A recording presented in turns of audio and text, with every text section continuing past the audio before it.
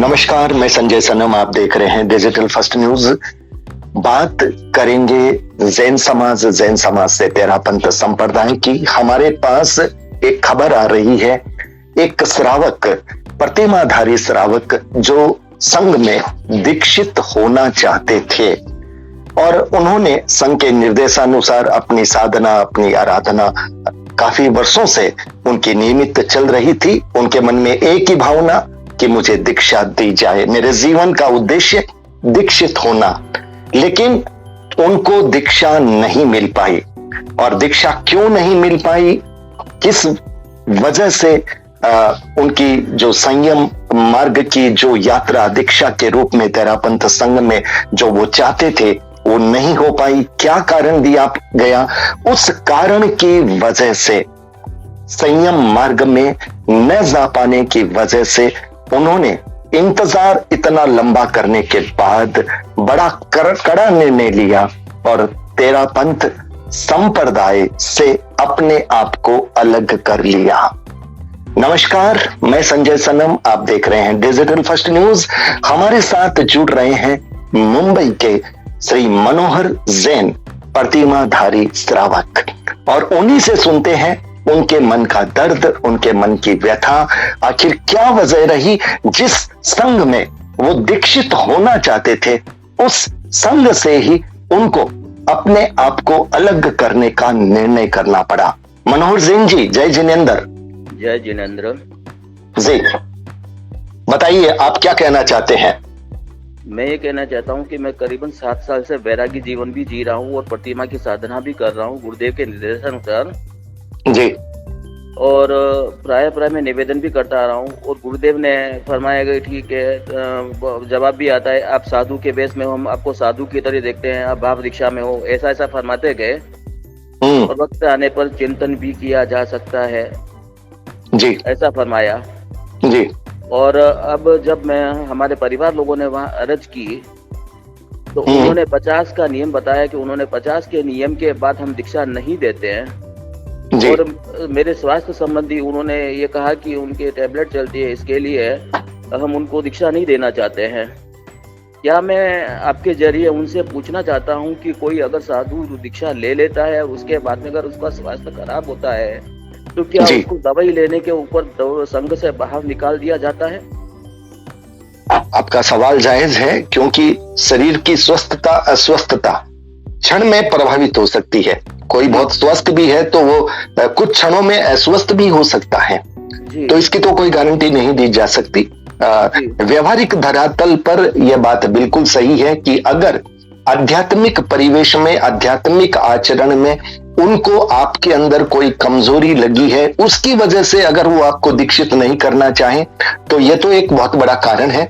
लेकिन स्वास्थ्य कारणों की वजह से आप एक गोली लेते हैं, उसकी वजह से आपको आपकी दीक्षा में बाधा आ जाए, ये सवाल व्यवहारिक धरातल पर उचित नहीं लगता।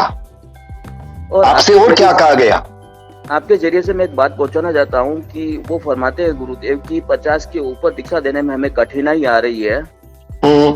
तो जब मेरी 50 के, मेरी 57 साल की उम्र है, 50 साल में मैंने गुरुदेव को अर्ज कर दी थी जी, और 7 साल मेरे को वैरागी जीवन में हुआ है जी, और आज वो 80 के मुमुक्षु बना के रखा हुआ है। तो 50 का नियम उनका कैसे हुआ 50 के ऊपर की, वो उनको दीक्षा देने में कठिनाई आ रही है। ठीक है, गुरु का जैसा चिंतन है वो वैसे करे, लेकिन ये जो मेरा भाव है उसके ऊपर ऐसा उन्होंने क्यों किया, मैं जानना चाहता हूँ। या मेरे में कोई कमी हो तो मुझे बताएं, ताकि क्या है कि मैं उस कमी को दूर करके फिर अपना मार्ग में वापस आगे बढ़ूं।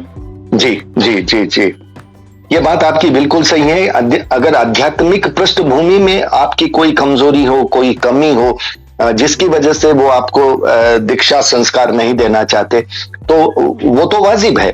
लेकिन आप ये कह रहे हैं कि 80 वर्ष के उम्र में दीक्षा हो रही है और एक तरफ ये कहते हैं कि 50 की उम्र के बाद दीक्षा देना थोड़ा कठिन लगता है, तो फिर ये भेदभाव क्यों हो रहा है? आपके मन में सवाल सबसे बड़ा यही आ रहा है। क्या एक चीज के लिए 2 नियम हो सकते हैं क्या? जी जी जी जी, अगर 2 नियम होते हैं तो वो संप्रदाय में तो वैमनस्य ही आएगा। जी बात है, नियम सबके लिए होना चाहिए, भेदभाव नहीं होना समान चाहिए। होना चाहिए ना। और सबसे बड़ी बात है, अगर कोई भी कारण ऐसा है तो सामने वाले व्यक्ति को थोड़ी संतुष्टि भी दी जानी चाहिए। ये जिम्मेदारी भी बनती है। अगर कोई व्यक्ति आपके प्रति इतना समर्पित है, 7 वर्षों से आपके दिशा निर्देश के अनुसार चल रहा है, दीक्षित होने की प्रबल भावना है, यही आकांक्षा है और यही लक्ष्य है उसकी जिंदगी का, तो फिर उसकी भावना का भी सम्मान करना चाहिए। अगर कोई कमी कमजोरी है तो उसको दुरुस्त करने के उपाय बताने चाहिए। और अगर और किसी भी वजह से दीक्षा संस्कार नहीं दे पा रहे हैं तो फिर भी उसका मन न टूटे, उसके मन का संबल मजबूत रहे, उसके मन को संतुष्ट करने की कोशिश, ये जिम्मेदारी तो निश्चित रूप से संघ के मुखिया की व्यवहारिक धरातल पर तो निश्चित रूप से बनती है। संजय जी, मैं आपको बता दूं कि मैंने घर भी छोड़ दिया, परिवार भी छोड़ दिया, क्योंकि एक मेरा एकमात्र लक्ष्य है कि दीक्षा लेना जी। और आज मैंने संघ से अलग हो रहा हूँ। मेरे साथ न तो घर है, न परिवार है, न संघ है। आज ऐसी स्थिति में मेरे को चलना पड़ता है, फिर भी मैं प्रतिमा की साधना अभी भी मैं जारी रखा हुआ हूँ, क्योंकि साधना के प्रति मेरे को इतना लगाव है कि साधना को मैं तो छोड़ूंगा नहीं। तो साधना छोड़ने के लिए होती भी नहीं है। नहीं, आपने कहा घर छोड़ दिया, परिवार छोड़ दिया, आपने संघ छोड़ दिया, मतलब उसकी क्या आपने कोई पत्र दे दिया, क्या आपने कोई निवेदन कर दिया? पत्र दिया था कि मेरी दीक्षा में बाधा आने के कारण मैं संघ से मुक्त होना चाहता हूँ जी। क्योंकि अब 7 साल के इंतजार के बाद जब 80 की दीक्षा हो रही है, 57 यानी कि दीक्षा नहीं हो रही है, तो फिर कुछ न कुछ तो ऐसा मन में भीतर में आघात तो लगेगा ना सर। आदमी कितना भी मजबूत हो, वो अपने आप को कब तक संभालेगा? बिल्कुल सही बात है। देखिए, आपकी भावना इतनी प्रबल है तो ये आपके मन में फिर इसका आघात लगेगा, दर्द होगा। लेकिन एक सवाल ये भी बनता है मनोहर जैन साहब कि जितने भी दीक्षित साधु हैं जी, जितने भी दीक्षा संस्कार में आध्यात्मिक पथिक हैं जी, सबके सब क्या दीक्षा संस्कार का पालन कर रहे हैं? वो तो परिधान साधु के होने के बाद में भी बहुत सारे ऐसे भी हैं जो उन परिधानों की मर्यादा और उस परंपरा का अतिक्रमण कर रहे हैं। तो दीक्षा लेनी की जो आपकी भावना है, मैं उसका सम्मान करता हूं, पर आपने क्या कभी ये सोचा है कि सिर्फ दीक्षा लेने से ही जीवन संवर सकता है?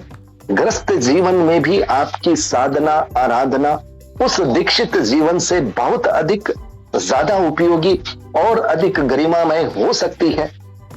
क्या कभी आपने इस बारे में नहीं सोचा? नहीं, हमने सोचा, लेकिन ये मनुष्य जीवन हमें मिला है, जैन धर्म हमें मिला है, तो फिर हमें तो हमारे जीवन का कल्याण करना है। हमको किसी प्रकार की कोई कमी न रखते हुए आगे बढ़ना है।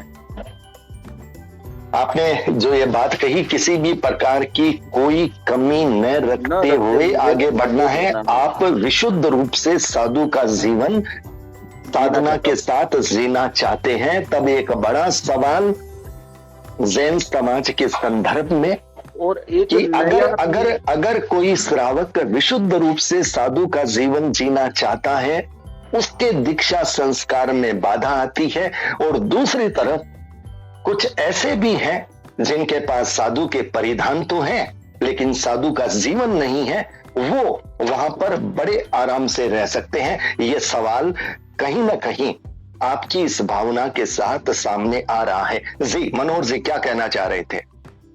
जी, मैं ये कह रहा हूँ, बस अब इससे ज्यादा शब्द नहीं है मेरे पास। मुझे प्रोग्राम में भी जाना है।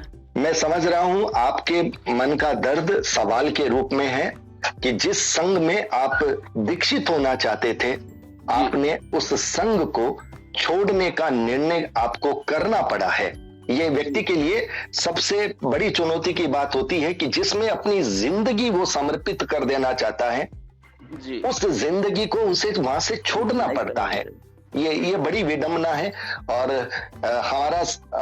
हमारा जो ये वीडियो है, वो वीडियो सिर्फ इस सवाल के साथ है कि व्यवहारिक धरातल पर जब ये बात सामने आती है तो अटपटी लगती है। जी एक व्यक्ति साधु के जीवन में विशुद्ध रूप से आना चाहता है, वहां उम्र की बाधा उसके स्वास्थ्य की एक गोली बाधा बनती है। तब उसका सवाल होता है कि क्या दीक्षित होने के बाद अगर किसी की स्वास्थ्य बाधा हो जाए तो क्या आप उसे संघ से बाहर निकाल देते हैं? ये सवाल इस वीडियो के माध्यम से समाज के सामने है। मनोहर जैन साहब को सही जवाब मिले और उनकी भावना का सम्मान हो, हम ये अपील अपने इस वीडियो के माध्यम से करते हैं। मनोहर जी, आप हमारे साथ जुड़े, आपने अपनी बात रखी, आपका बहुत बहुत धन्यवाद।